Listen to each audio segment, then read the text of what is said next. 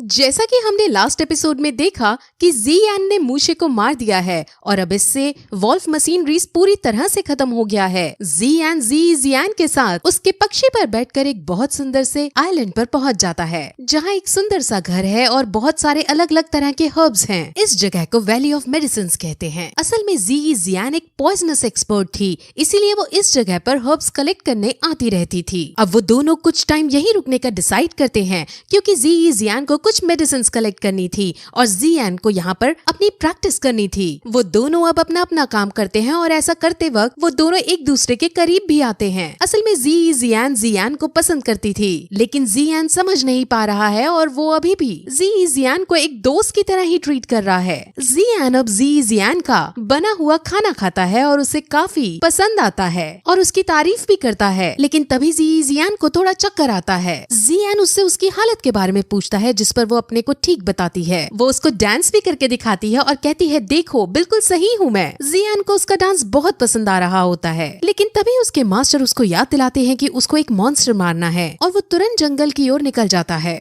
जैसा कि पिछले सीजन में बताया था कि उसको अपनी पावर्स को स्टेबलाइज करने के लिए रोज एक मॉन्स्टर का शिकार करना होगा, इसीलिए वो सेकंड लेवल का फ्रोजन बीस्ट मॉन्स्टर ढूंढने लगता है। वहीं दूसरी तरफ हमें फिर से लिंगर को दिखाते हैं, जो अपने डैड के साथ थी और उन पर एक मॉन्स्टर ने अटैक कर दिया था। लेकिन तभी लिंगर की मॉम वहाँ आती है और अपनी शानदार फाइटिंग स्किल से उस मॉन्स्टर को मार गिराती है। लेकिन अभी उनकी दिक्कत समाप्त नहीं हुई थी, क्योंकि एक और मॉन्स्टर जो लेवल 2 का फ्रोजन बीस्ट मॉन्स्टर है, वो उन पर अटैक करने के लिए आ गया। अब वो उस मॉन्स्टर को नहीं मार सकते थे, लेकिन तभी वहाँ ज़ियान आता है और अपनी पर्पल फ्लेम का यूज करते हुए मॉन्स्टर को एक ही झटके में मार डालता है। पर्पल फ्लेम वही पावर है जो उसे यूजी से मिली थी। अब ज़ियान ने एक बार फिर से लिंगर की मदद की थी और इससे लिंगर परिवार को बहुत खुशी होती है। ज़ियान मॉन्स्टर की खोपड़ी खोलकर उसके अंदर का कोर चेक करता है, लेकिन उसे कोर नहीं मिलता। उसे लेवल 2 का आइस कोर चाहिए था। अब लिंगर की मॉम, जिनका नाम क्विंग ये है, अपनी जान बचाने के बदले में उसे अपना लॉकेट तोड़कर देती है और उस लॉकेट के अंदर लेवल 2 का आइस कोर है। ज़ियान बहुत खुश होता है और उसे लेकर ज़ियान के पास वापस चला जाता है। वहाँ वो ज़ियान को बेहोश हुआ पाता है और इससे वो बहुत डर जाता है। उसके मास्टर फिर उसे बताते हैं कि इसके पास पॉइजनस बॉडी है। दैट मीन्स इन्हें बचपन से ही छोटे छोटे अमाउंट में पॉइजन दिया जाता है। पॉइजन इनकी पावर को इंक्रीज करता है, लेकिन अगर कभी ये पॉइजन को अपनी बॉडी में सह नहीं पाते तो ये बीमार होकर मर भी सकते हैं। अब ज़ियान समझ जाता है कि कल रात को ज़ियान को जो चक्कर आए थे वो इसी बीमारी के सिम्टम थे। ज़ियान को सही करना चाहता था, इसलिए वो उसके होश में आने तक उसके पास बैठकर वेट करता है और जब ज़ियान जागती है तो वो कहता है कि वो ज़ियान को कुछ नहीं होने देगा और उसे इस प्रॉब्लम से निकाल देगा। फिर अगले दिन ज़ियान के सामने अपने सपने को रखती है कि वो इस पूरे कॉन्टिनेंट में घूमना चाहती है, लेकिन इस हालत में उसका बाहर जाना सही नहीं था, इसलिए ज़ियान उसे मना कर देता है और फिर वो दोनों बाहर जाकर बैठते हैं, जहाँ ज़ियान उसे रोमांटिक होकर कहती है कि मैं हमेशा तुम्हारे साथ रहना चाहती हूँ। लेकिन ज़ियान इसे मजाक में लेते हुए कहता है कि जब तक तुम सही नहीं होगी मैं तुम्हारे साथ ही रहूंगा तुम्हारी केयर करने को। अब ज़ियान इससे काफी उदास हो जाती है और ज़ियान के कंधे पर सर रख कर सो जाती है। अब फिर रोजाना की तरह ज़ियान जंगल होकर वापस आता है, जहाँ वो पूरे घर में ज़ियान को नहीं पाता। उसे वहाँ एक नोट दिखता है जो ज़ियान ने ज़ियान के लिए छोड़ा था और उसमें लिखा था कि ज़ियान के लिए उसके गोल में अड़चन नहीं बनना चाहती। वो नहीं चाहती कि ज़ियान की ही केयर करता रहे और अपनी प्रैक्टिस और अपने सफर को बीच में ही छोड़ दे। इसलिए ज़ियान अब खुद ज़ियान से दूर चली गई और वो उस लेटर में अपने प्यार का इजहार भी कर देती है और ज़ियान अब ये सब पढ़कर उदास हो जाता है। लेकिन वो डिसाइड करता है कि जब भी अगली बार उसकी मुलाकात ज़ियान से होगी तो वो उसका इलाज जरूर करेगा। अब अगले एपिसोड की शुरुआत में हमें ज़ियान को ही दिखाते हैं, जो ज़ियान के जाने के बाद और अच्छे से मोटिवेट होकर प्रैक्टिस करता है और इससे वो दोषी 1 स्टार पर पहुंच जाता है, यानी अपग्रेड हो जाता है। उसके पास पर्पल फ्लेम तो थी ही, लेकिन अब उसे और भी डिफरेंट फायर कोर हासिल करनी थी, इसीलिए उसके लिए उसे टैगोर डेजर्ट के अंदर जाना है। लेकिन टैगोर डेजर्ट के अंदर जाने के लिए उसे एक खास तरह के उड़ने वाले जानवर की जरूरत है और उस जानवर का नाम हाउयी है। हाउयी ब्लैक रॉक सिटी के अंदर ही मिलते हैं, इसलिए अब वो ब्लैक रॉक सिटी के अंदर जाने का डिसाइड करता है। वहाँ उसके मास्टर उसे एल्केमिस्ट एसोसिएशन के अंदर जाने को कहते हैं, क्योंकि वहाँ से उसे कुछ ऐसा मटेरियल मिल सकते थे जो उसकी कॉफिलेशन में बहुत मदद देने वाले हैं। असल में हमारा ज़ियान अपने मास्टर के सिखाने से बहुत अच्छा एल्केमिस्ट बन चुका है, यानी उसे भी दवाई बनाने की टेक्निक्स आ गई हैं। वो सीधे अब एल्केमिस्ट एसोसिएशन के अंदर जाता है, जहाँ पर गार्ड्स उसे उसका इनविटेशन लेटर मांगते हैं, लेकिन उसके पास तो कोई इनविटेशन था ही नहीं। असल में एल्केमिस्ट एसोसिएशन के अंदर रैंक 1 एल्केमिस्ट बनने के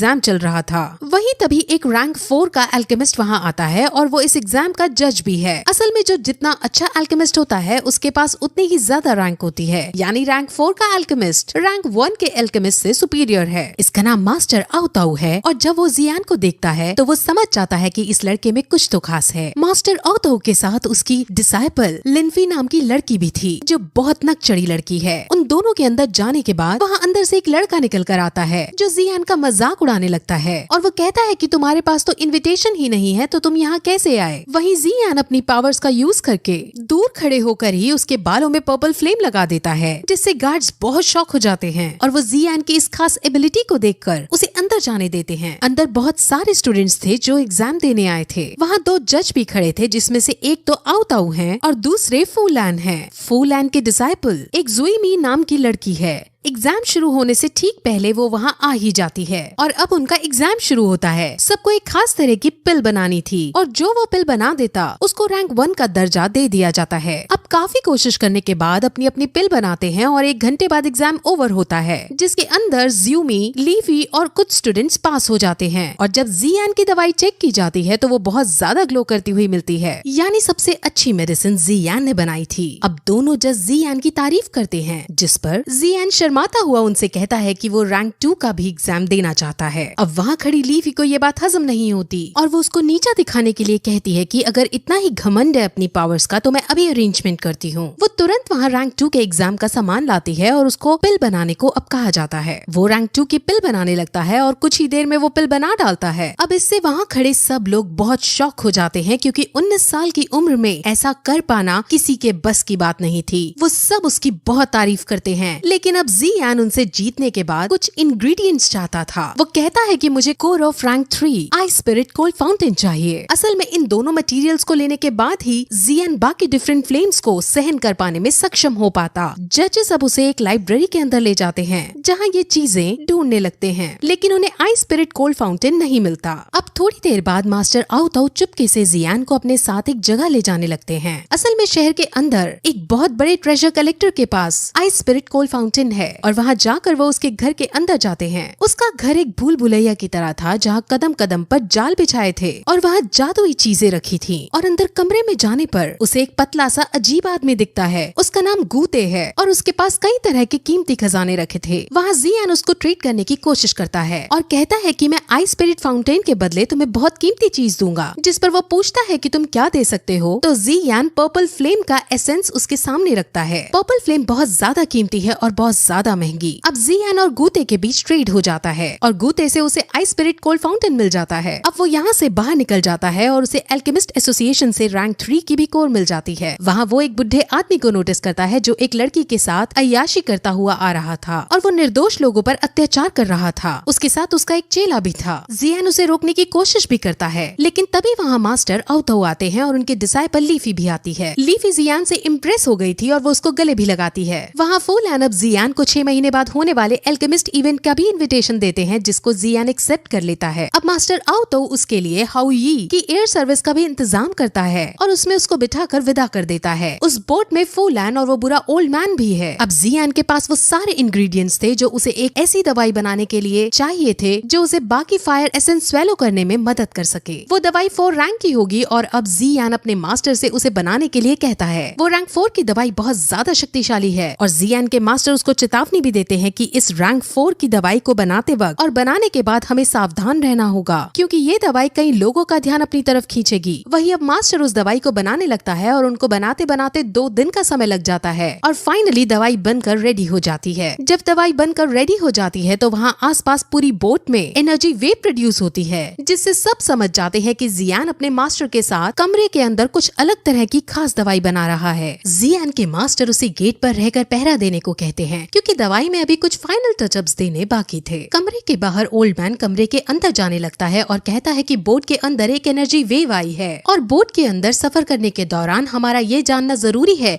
कि तुम कुछ ऐसा तो नहीं कर रहे जिससे बोट क्रैश हो सके। फूलैन भी दवाई को पाना चाहता था, इसलिए वो भी इविल ओल्ड मैन का साथ देता है। जियान उनको अंदर नहीं जाने देता और उनमें फाइट होने लगती है। जियान उन सभी पर भारी पड़ने लगता है और इसी बीच ओल्ड मास्टर को किसी तरह मौका मिल जाता है और वो तुरंत कमरे के के अंदर पहुंच जाता है, लेकिन मास्टर उससे उस दवाई का यूज करते हुए दूर से ही उठा देते हैं और उसे मार डालते हैं। वो इतनी बुरी तरह से मारा जाता है कि उसकी लाश भी डिसइंटीग्रेट हो जाती है। जियान समझ जाता है कि रैंक 4 की इस दवाई में कितनी ताकत है। वही फू लैन एक चाल रचता है। वो खुद पहले अपने चेले को जियान को मारने के लिए भेजता है, लेकिन जैसे ही चेला उसके पास जाता है वैसे ही वो खुद चेले को मार देता है और ये साबित करता है कि वो जियान के साथ है, उसका दोस्त है। लेकिन जियान के मास्टर को उसने जितना बेवकूफ समझा वो उतने थे नहीं। वो कहते हैं कि पानी में डूबते बिच्छू को बचाते वक्त वो हमें ही बाद में डस लेता है। फू लैन भी समझ जाता है कि उसका बचना यहाँ पॉसिबल नहीं है, इसलिए वो तुरंत वहाँ बॉम्ब ब्लास्ट कर देता है, जिससे वो बोट नीचे गिर जाती है। लेकिन अब फाइनली वो टैगोर डेजर्ट पर आकर गिरते हैं, जहाँ कई तरह के खतरनाक जानवर मौजूद थे। वो रात को वहीं सोने का डिसाइड करते हैं, जहाँ जियान को सपने के अंदर यूजी दिखते हैं। वो यूजी को देख बहुत खुश होता है और उसके पीछे पीछे जाता है, लेकिन वहाँ वो असल में नालैन थी। नालैन तुरंत अपने खंजर से उसको चाकू मार देती है और तभी उसकी आँख खुलती है। वो अपने मास्टर को ये सपना बताता है और उसके मास्टर समझ जाते हैं कि जियान 3 साल बाद होने वाले मैच के लिए डर रहा है। वो उसे मोटिवेट करते हैं और खुद पर विश्वास करने को कहते हैं। वो अगले दिन डेजर्ट के ट्रैवल अंदर करता है, जहाँ उसे एक शॉप मिलती है। वो शॉप एक मैप बनाने वाले की थी और जियान उस शॉप के अंदर मैप का एक छोटा सा टुकड़ा देखता है। उस मैप के अंदर एक खास तरह की फ्लेम की लोकेशन थी। उस फ्लेम का नाम प्यूरिफाइंग लॉकस डेमन फ्लेम है और अब इसे जियान लेना चाहता है। उसे उस मैप के फ्रेगमेंट का पूरा हिस्सा नहीं मिल पाता, इसलिए वो शॉपकीपर से कहता है कि इसका पूरा हिस्सा मुझे चाहिए। लेकिन वो ओल्ड शॉपकीपर साफ मना कर देता है कि उसके पास फुल मैप नहीं है। ओल्ड शॉपकीपर उसको इस छोटे फ्रैगमेंट को भी वहीं रखने को कहता है, क्योंकि वो इसे नहीं बेचना चाहता था। जियान कहता है कि मैं इसके हाई प्राइस दूंगा, लेकिन ओल्ड मैन फिर भी मना कर देता है और कहता है कि ये फ्रैगमेंट बेचने के लिए नहीं है और इसे चुराने का भी तुम सोचना मत। अब जियान कहता है कि तुम अगर मुझे नहीं दोगे तो मुझे चुराना ही पड़ेगा, जिस पर ओल्ड शॉपकीपर काफी गुस्से में आ जाता है और वो तुरंत अपनी पावर से पहले एग्जिट गेट बंद करता है और जियान पर अटैक करने की पोजीशन में आ जाता है और इसी के साथ ये एपिसोड खत्म हो जाता है।